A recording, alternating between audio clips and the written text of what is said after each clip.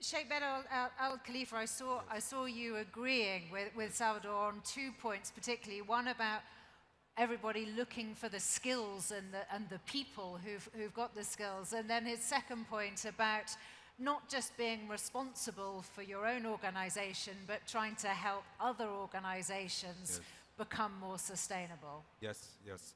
I completely agree with that. It's an experience we have lived. We see now the talent pool of younger, skilled, potential employees.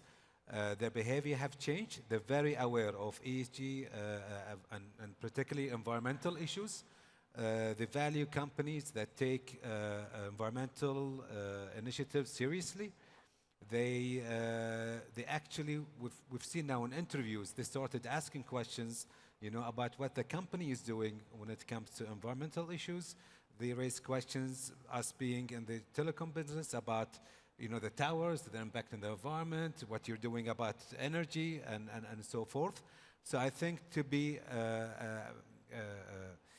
an employer of choice, we really have to put serious measures when it comes to sustainability and ESG practices. I'll go to the second point where you mentioned that organizations also have a responsibility to support other organizations in terms of their sustainability initiatives. I'll give an example of as a receiver of such support and also the potential to give the same support to others.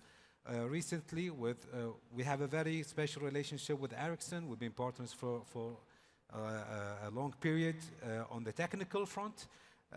Recently, about probably a year ago, we started also having talks about doing things together on the sustainability front.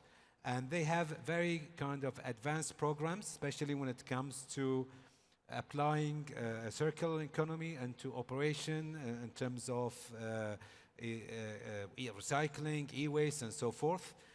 Recently, we have a very interesting talk with one of their specialists and experts who gave us that kind of consultancy for free in terms of how we can apply that model in handling certain devices, technical devices, and we're implementing or we're aiming to implement that initiative this year.